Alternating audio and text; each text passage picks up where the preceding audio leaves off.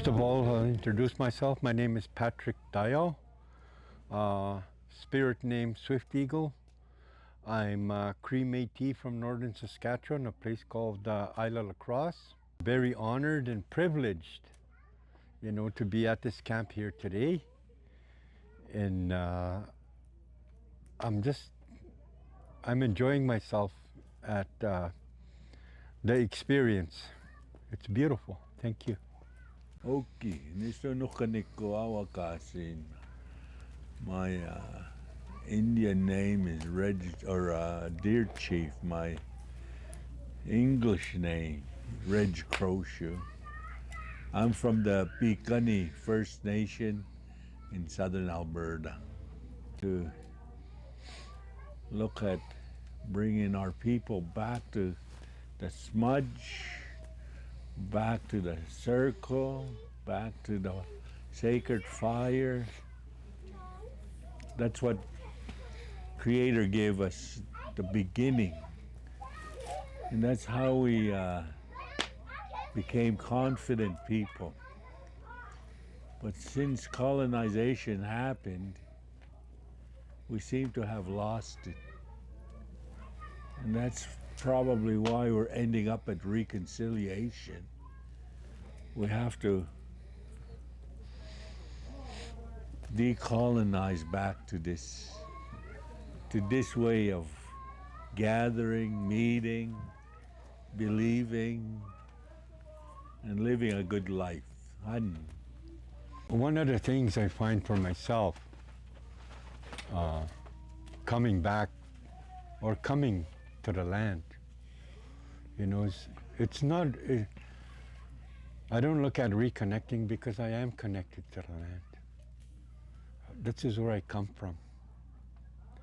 And it doesn't only bring peace and grounding and calmness for me, but inviting people to come into this space and sharing that perspective of coming back to the land, coming back to the sacred fire, to the smudge, to the drumming, to the song, to the ceremony itself, and sharing in a circle of healing, not only from residential school, but from being a colonized people, and sharing that perspective and listening to those stories. It's very emotional, it's raw. But when you bring those voices back to this space, it gives them a sense of belonging, a sense of, oh, I can start here. This is where I can start. I finally found a place safe enough for me to share and safe enough for me to share my hurts and my pains and my challenges in my life. Not only as a residential school survivor, but as a man, as a grandfather, as a father. And I'm very humbled by all of that. And I always say to the people that I sit around with here in a circle, this is where we belong. We need to come back to this. We need to bring this back. And I commend Miskanawa for what it's doing. And with Miskanawa attracting and bringing in these elders from all nations to come and share that story. And it's beautiful, but it's also in its raw form of healing, because that's how we are. And that's who we are, because it's the truth. And that's what I find. It's beautiful, but it's also moving. So I encourage people to continue to keep coming back to our sacred fire, back to our ceremonies. So it works both ways, not only for us as a people, but for the different agencies that want to participate, want to come in. I want to acknowledge you guys for that. for us being able to bring our ceremonies here and opening that door for those families, those children, those ones that are still hurting. You know, we talk about bringing them home. We are coming home with our ceremonies.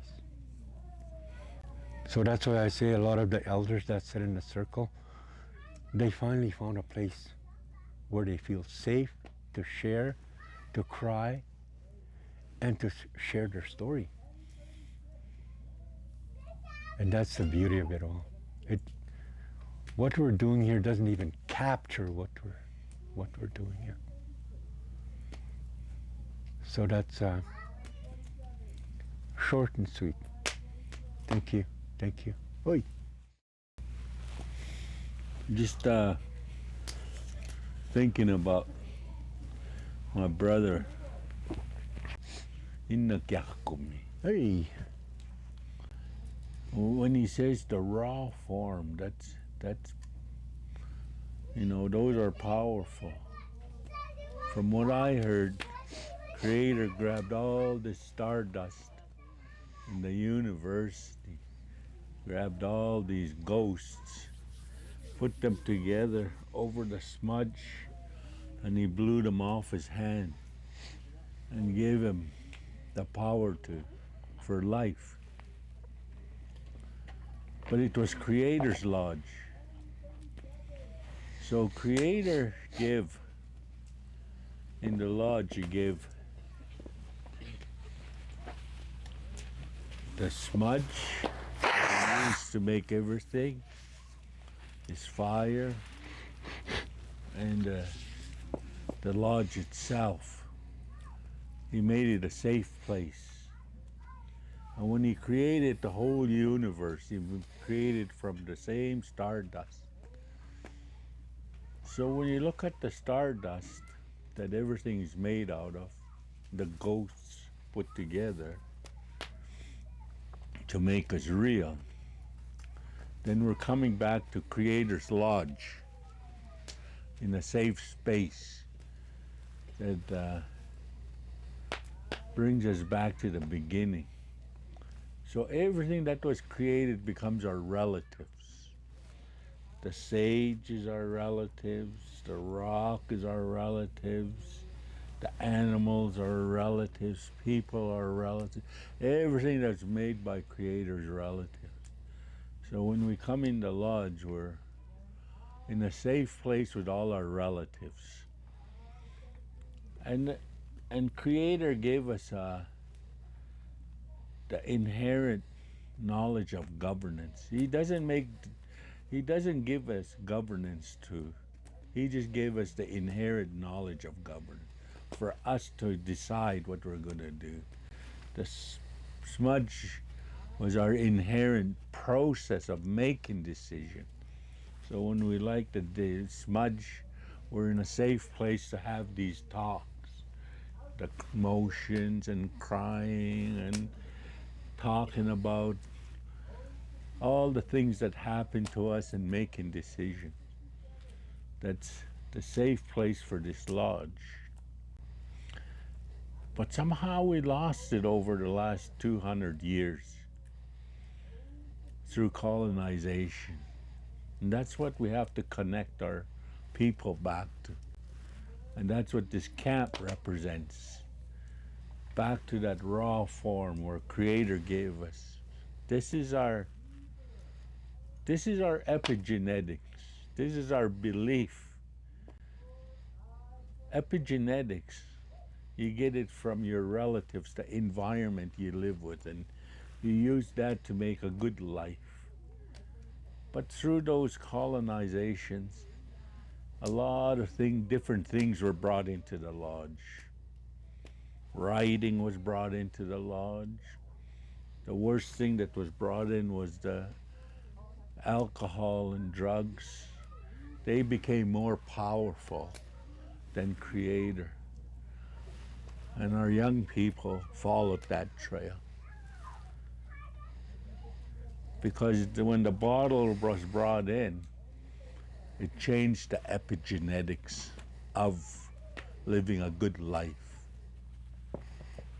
But now we're going back to bringing that original epigenetic creation back so we can feel confident to make the kind of good decisions we need. But those are the stories that Pat was talking about. The elders, they have that knowledge, but they have no place that's safe for them to bring that knowledge. So a camp like this with the smudge, the lodge, the sacred fire, and Creator providing the safety brings us back to making good decisions, taking the bottle out, taking the decolonizing and making our own decisions like we did before the newcomers came. We don't need to change it with anything else. That's why today I always think about some of my family that is on the street suffering, homeless, drinking. They're smudged the bottle. It's not where they can be able to have smudge. We need to bring that smudge back and have them believe in that smudge and a safe place to share their stories and make their decisions. And those stories bring us back to those kind of decision making. I was talking to Pat about, I find this place a safe place, a peaceful place. So next year, Sundance, the vow that was made for Sundance, we're looking at bringing it out here and bringing as many of our people that need to come back and see the ceremonies and the stories, and to bring the camp here, at least for that one time, to bring them back to a point where you're pressing the restart button and we're coming back.